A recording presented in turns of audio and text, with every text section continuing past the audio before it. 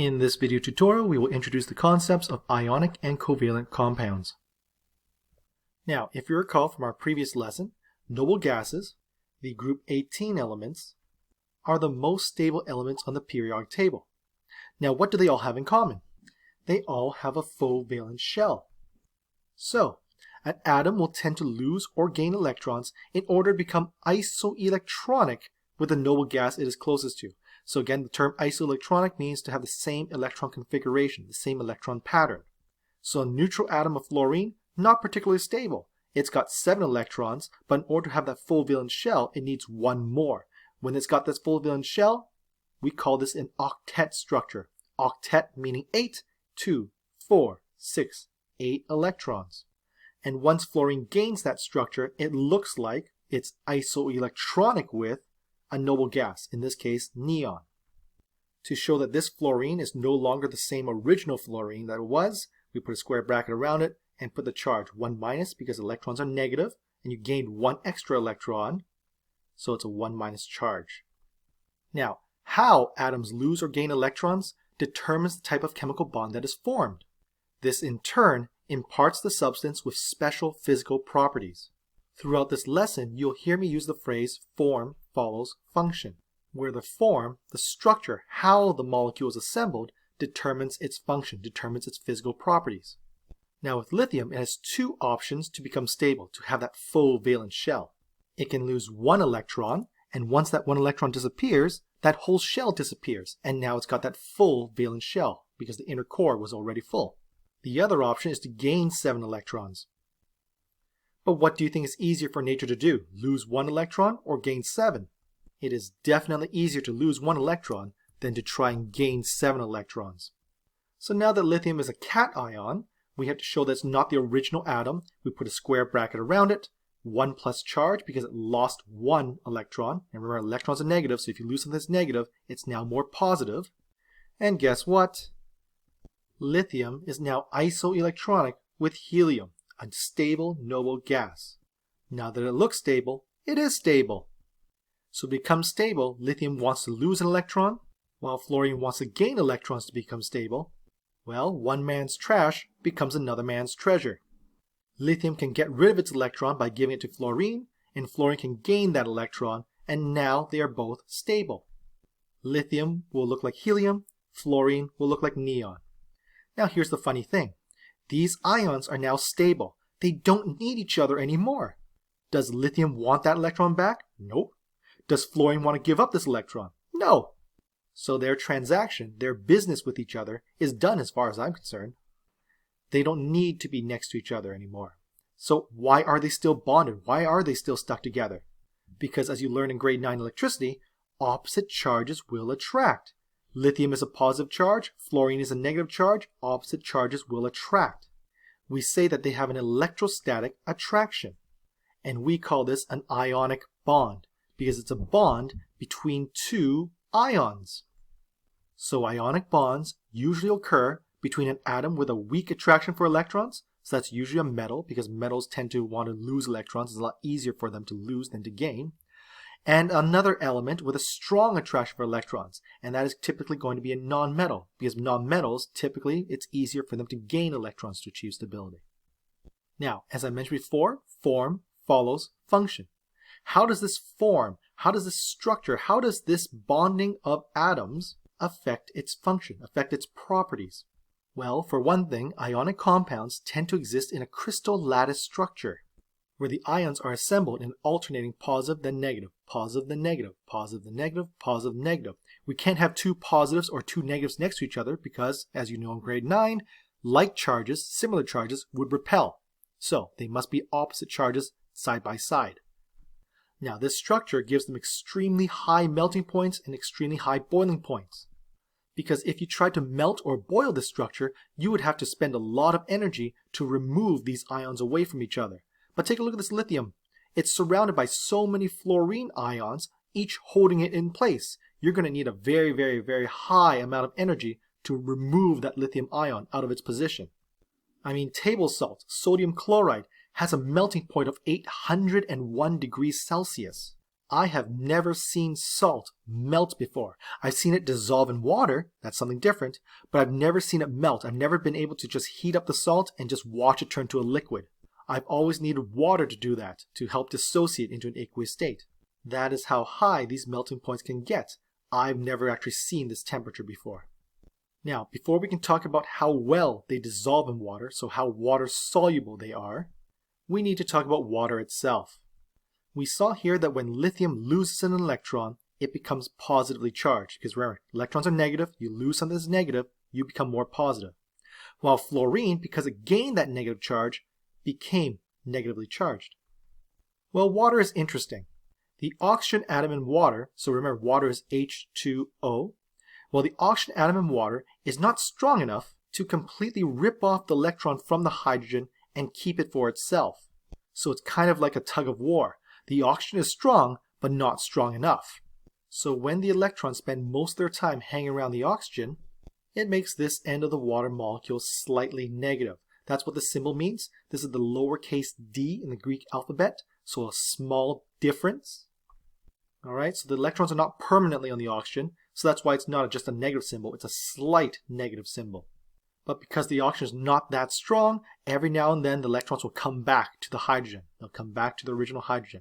So maybe they'll spend most of their time orbiting here, and then every now and then they'll come back to the hydrogen. Since the electrons are not permanently lost, or transferred rather, to the oxygen, this end of the water molecule ends up with a slight positive charge. So we say that water is a polar molecule with a dipole. Polar, like if you have a north pole and a south pole, so two opposite ends. Well, the word dipole means two poles. So di is the prefix for two, pole, well, ends, so two ends. The slightly negative end, the slightly positive end. Dipole. Alright, so this video is about to get a little sexy. If it's a little too sexy for you, cover your eyes.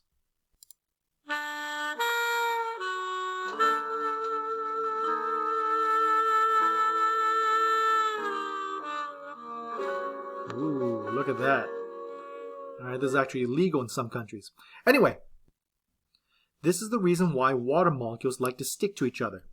Let's say this is your finger and you have a droplet of water and there's a cup of water over here. If you bring this droplet of water close enough to the surface of the water in the cup, you will see the water molecules stick together. If you've never seen this happen before, you've had a horrible childhood. Get out there, start exploring. Run to your washroom, run to your kitchen, doesn't matter, just find a faucet and put a droplet of water in your finger and a droplet of water left on the actual faucet itself.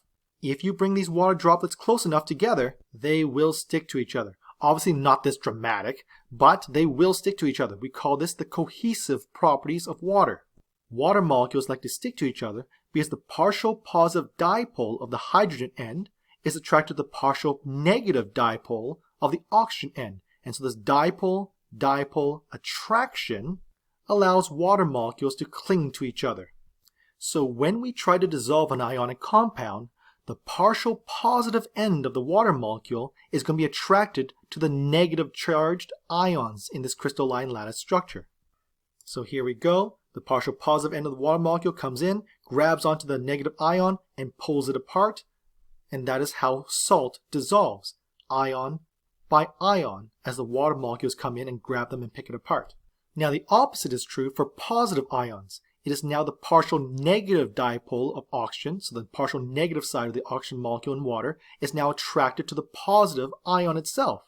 And so when we look at it, the partial negative oxygen end comes in, latches onto the positive ion, and pulls it apart from the crystal lattice structure. So when we dissolve the ionic crystal, it is being pulled apart ion by ion by ion by ion by the water molecules. Depending on whether it's positively charged or negatively charged, the water molecule will rotate itself in order to face the opposite charges to pull it apart. Ionic substances form crystals made up of ions. These ions attract one another by electrostatic forces. During dissolution of an ionic compound in water, the polar water molecules attack the ions that form the crystal and pull them out of the lattice by electrostatic forces. This is how soluble ionic compounds are dissolved. Sodium chloride, potassium sulfide, and calcium chloride are examples of ionic substances that dissolve in water. Sometimes the attractive forces between the ions in a crystal are so strong that water molecules cannot easily pull them out of the crystal lattice. Ionic compounds like this are either only slightly soluble or practically insoluble in water. So, as we saw in that video, sometimes the ion-ion attraction, so the attraction between ions, is too strong for the water molecules to pull out. In those cases, we say that the ionic compound is insoluble, meaning it does not dissolve well. But if the ion-ion attraction is weaker, then the water molecules are able to pull it apart ion by ion. We then say that the ionic compound is soluble. Now for our class, you may assume that the ionic compounds we'll be looking at are going to be soluble, generally. Now once dissolved in water, you'll have these ions floating around freely throughout the solution. Because these individual ions are free to move, we can have electrical conductivity, where the positive ions are able to move to the negative terminal of the battery, while the negative ions can move to the positive terminal of the battery. This completes the circuit, allowing the solution to conduct electricity. A solution that conducts electricity is called an electrolyte. So that's the stuff you'll find inside Gatorade. That's what they recommend you drink if you've been sweating a lot, because there's a lot of salt in your sweat. And that salt acts as an electrolyte that allows you to conduct electrical signals from your brain to the rest of your body, telling your muscles what to do, for instance. So professional athletes who want that quick response time where they send a signal from their brain to their muscles need to quickly replace those electrolytes that they're sweating away and losing from their body, because if they don't, they won't be able to conduct electrical signals as well, and it slows down their response time. Alright, so these ionic salts provide electrical conductivity in their liquid or aqueous form, but not in their solid form.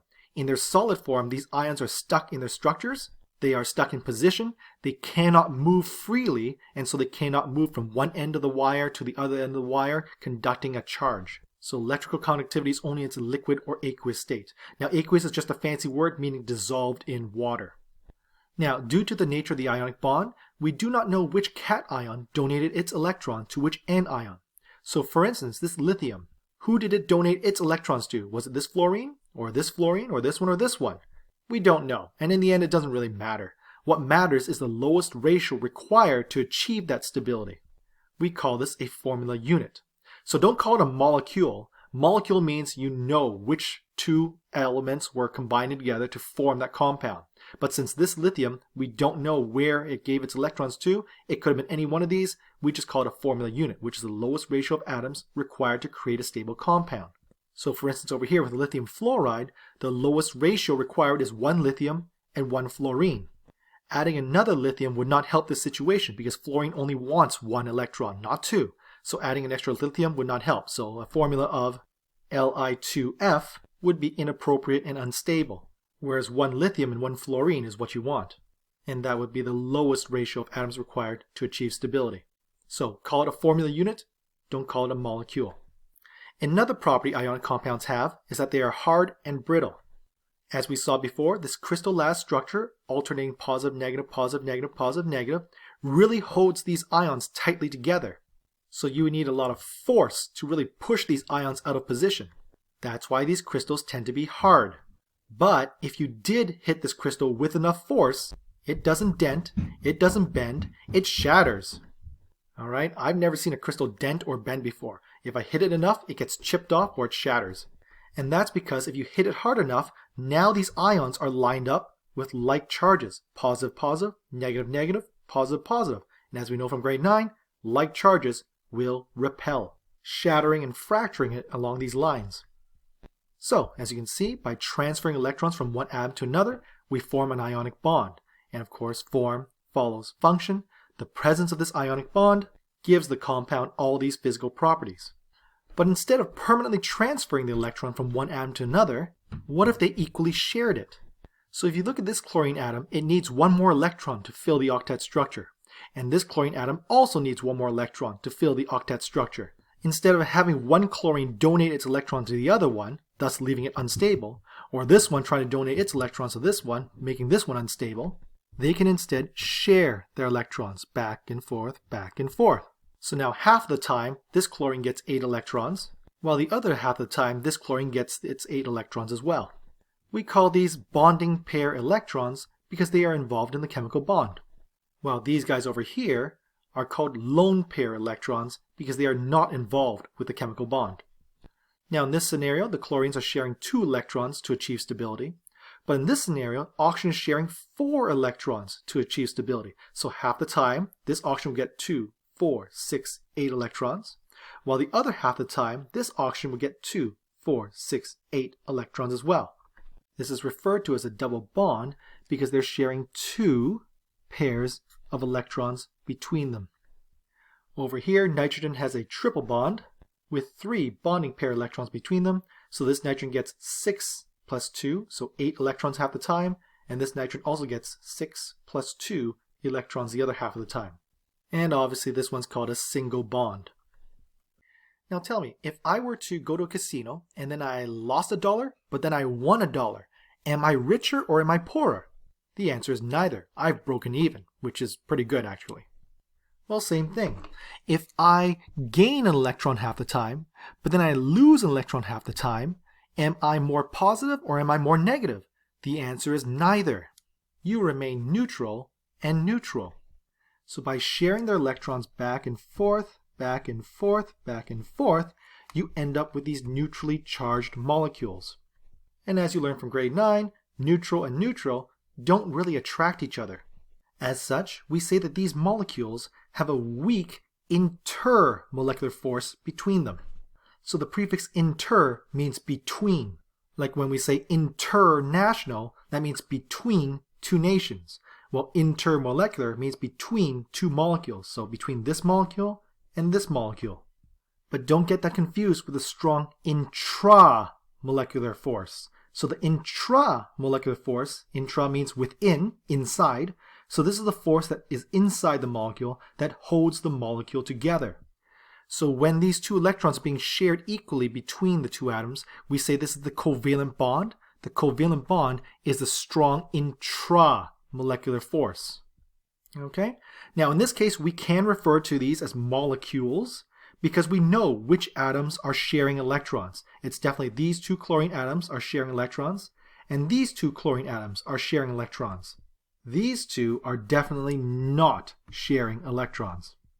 So the force of attraction that holds these 2 chlorine atoms together in a molecule is going to be strong, while this attraction, very, very weak attraction between 2 different molecules is going to be weak, this intermolecular force, because it's neutrally charged, they're not really attracted to each other. So due to this weak intermolecular force, it's very easy to separate these 2 molecules away from each other, resulting in a low melting point and a low boiling point. Very little energy is required to get these guys separated. Now it's very important to remember that when you are melting or boiling or dissolving a covalent substance, you are breaking up or disrupting this intermolecular force. We don't break the intramolecular force during a physical change. Alright, these 2 chlorines need each other for stability. They are sharing electrons. I can't remove one from the other, otherwise it would leave them unstable without that octet structure. Meanwhile, breaking up this intermolecular force doesn't affect the stability because these 2 chlorines are not sharing electrons, so they are going to be stable even if you broke up this attraction. To help you remember this, I ask my students, what is easier? Is it easier for you to break up with a friend? Or is it easier for you to break up with your arm? I would hope that you have enough confidence in yourself to break up with a friend than with your arm. It should be much easier to find a new friend than it is to find a new arm. Okay? So break up with a friend, don't break up with yourself. Finally, due to these neutral charges, water molecules aren't really attracted to these guys either. Remember, water molecules have a partial positive and a partial negative end. They are polar with oppositely charged ends. Well, charged and neutral, again, they don't really attract all that much. So water would have a hard time breaking them up. As such, we say that they are generally insoluble in water. And finally, since these guys don't have any charges, they're not ions, they are also generally electrically non-conductive. They don't conduct electricity very well. So once again, form follows function. This way of sharing electrons, instead of permanently transferring the electrons, results in a neutral charge. And this neutral charge gives the molecules these properties. Alright, now the last bond, the polar covalent bond, we don't really worry too much about in grade 10, but you will have to worry about in grade 11. So I'm just going to briefly go over this. So with nonpolar covalent bonds, we say it's nonpolar because there is no opposite poles. They're equally sharing their electrons. So if they're equally sharing electrons, no one gets the electron more than the other, neutral and neutral. So nonpolar, no opposite poles. But as we saw with water, if you have an unequal sharing of electrons where one atom gets an electron more than the other one, not enough to completely rip it off, that would be an ionic, but just enough to keep the electrons here most of the time, and then every now and then going back to the hydrogen, we call it a polar covalent bond, because now you have opposite poles. Partially negative, because electrons spend a lot of their time here, and partially positive, because they don't spend as much time over here. Now we have a polar covalent bond. And polar covalent bonds are somewhere in the middle. They're not totally neutral like nonpolar covalent, and they don't have definitive charges like ions do, because they don't permanently transfer their electrons. Instead, they have something in the middle, a slightly positive charge, slightly negative charge. So there's a little bit of attraction over here, which gives it, of course, instead of high melting points or low melting points, moderate melting points, moderate boiling points. But again, there are no ions present, so it cannot conduct electricity, generally anyway. But water molecules, because water molecules are partial positive, partial negative, can attract them as well, because the partial positive of one molecule can attract the partial negative of the other molecule. So they generally are going to be water soluble. So an example would be sugar. Sugar is also a polar covalent compound. It has polarity inside of it, allowing you to attract water molecules to it and pull it apart.